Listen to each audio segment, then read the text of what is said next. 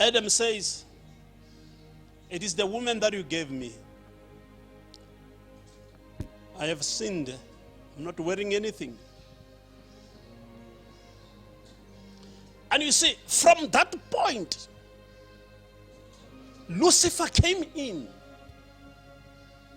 as a crafty snake to destabilize the plans of God in a marriage. Because the plans of God in a marriage, it has never been accusation. It has never been this woman. It has always been we. Not my husband did this, not my wife did this, but we. Oneness. That is the purpose of God in a marriage. It's oneness. And from that point, that's where sin came in and accusation started. In Genesis chapter 3 verse 20, and Adam called his wife's name Eve because she was the mother of all living. You see, she was the mother of all living. Everything that is alive is because of a mother.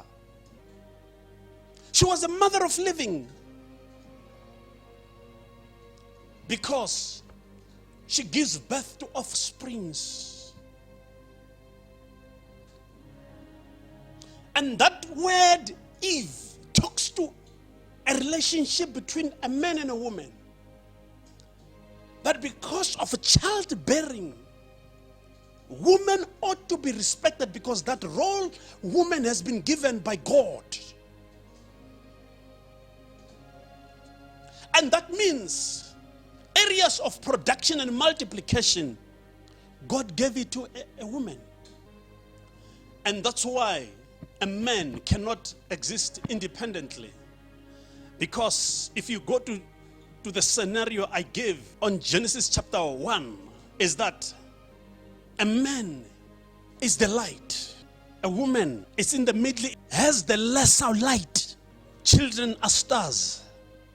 They cannot be stars without a woman. They cannot be shining without a woman. There cannot be rubies without a woman. There cannot be gold without a woman. For a gold to be refined, you need young men to go and work.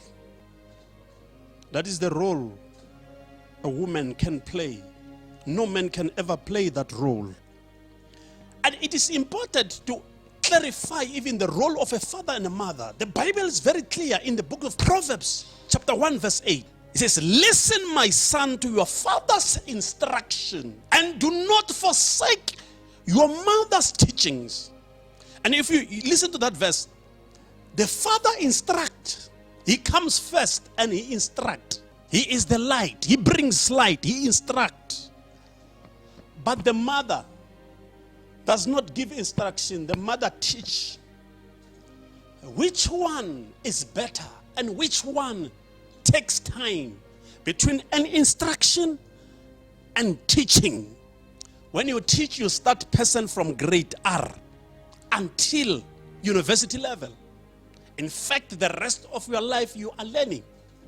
But instruction is a matter of second. So which means a father does not take time. But a mother in all season is there throughout. Because the teaching of a mother cannot be forsaken. And now, when you go to Proverbs 31, verse 10, you will understand that a mother has a value. And this is a value that each and every mother or a woman must embrace. Woe to you, women, who do not embrace the value that God has given you, who sell yourself short. You can do that, but God has given you value. In Proverbs 31:10, the Bible says, "A wife of a noble character, who can find?" So it's a question. Someone need a wife of a noble character somewhere.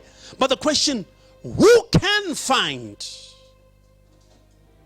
And the Bible says, a wife of noble character, she's worth far more than rubies. She's a virtuous woman. So you can bring your gold, I bring a woman. You can bring your diamond, I bring a woman. You can bring your silver. I bring a woman because she is far worth than rubies, more than gold. Because gold has no value as compared to a woman, a mother, a wife. Why?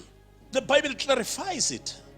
In verse 11, it says, her husband has full of confidence in her. You cannot have confidence in gold. They will steal it away from you. But a wife of a noble character will never be stolen. Her husband has full confidence. When the light comes, when night comes, even when the light is no more, but children will shine because the mother is there. So that's why the light has confidence to the lesser light. That if I have the lesser light, stars will be revealed in one way or the other.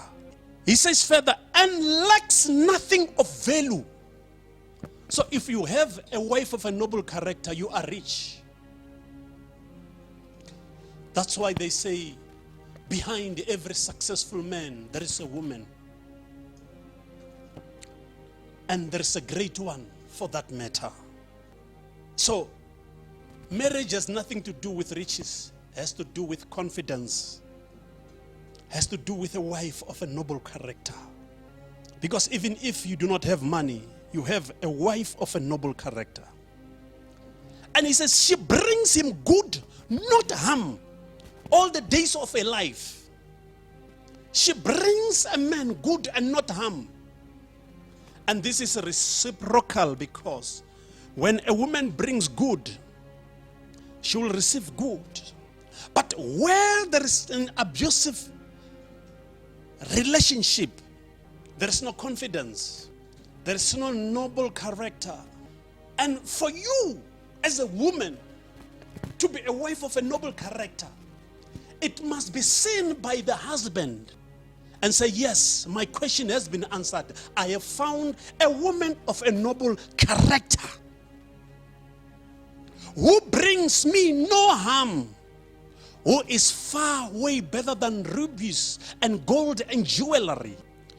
In the book of 1 Peter chapter 3, verse 3 to 4, your beauty should not come out from adornment, such as elaborative hairstyles and the wearing of gold jewelry or fine clothes. Rather, it should be that of your inner self, the unfading beauty of a gentle and quiet spirit, which is of great worth in God's sight. Because the beauty of a woman does not come from an outward adornment, from makeup or from any other thing, but it comes from quiet spirit, gentle, unfading beauty, internal beauty. The internal beauty is the confidence the husband will have. And if you go there as a wife of a noble character in a marriage, and you look at the situation and you find that the husband does not see value in you, it's not something that you can force. Because when you force yourself into something, it's bound to crack. Do things right, women of God.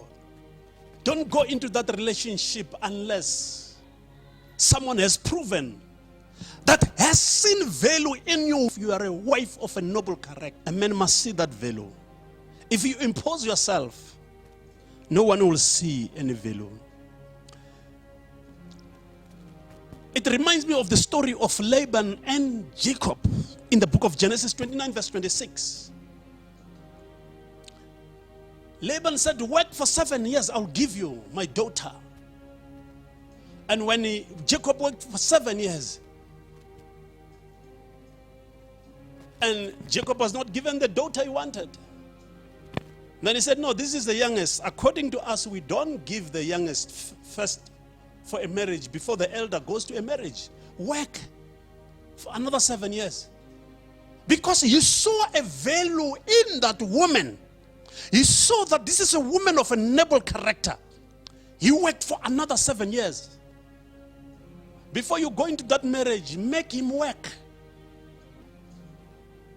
And many countries have their own ways of making men work. And during the time of Jacob, this is how Jacob was made to work. In South Africa, we have what is called lobola, dowry, whatever you can call it. Women of God, don't sell yourself short.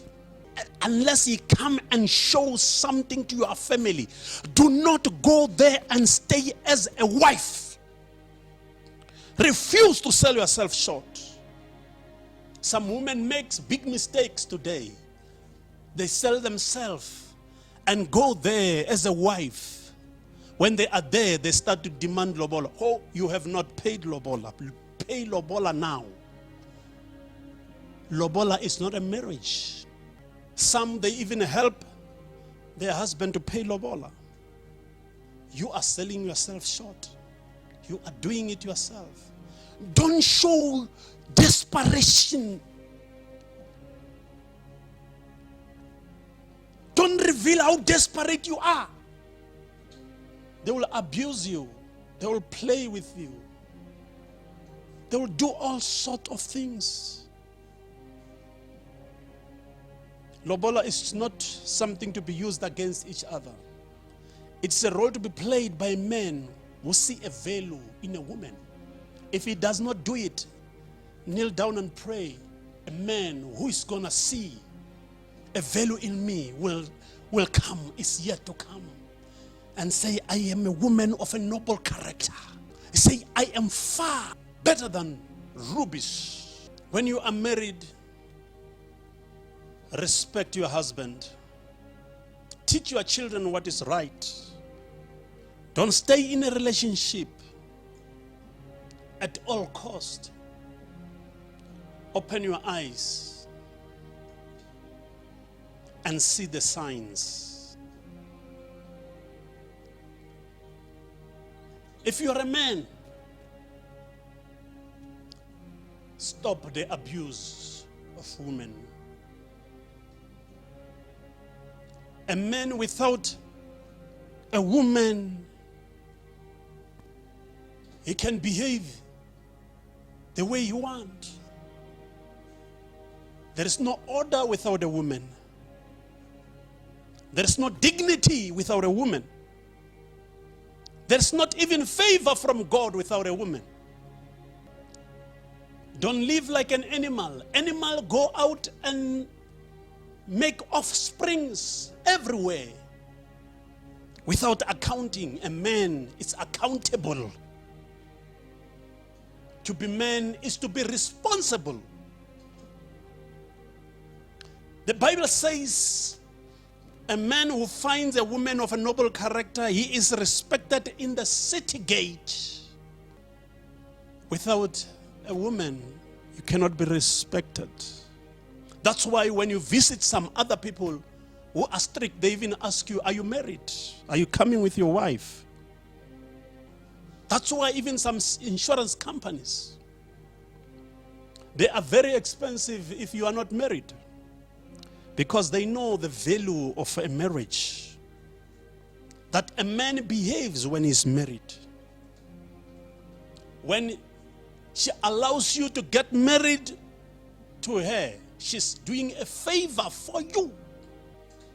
If you think she's of no value, why can't you let her go?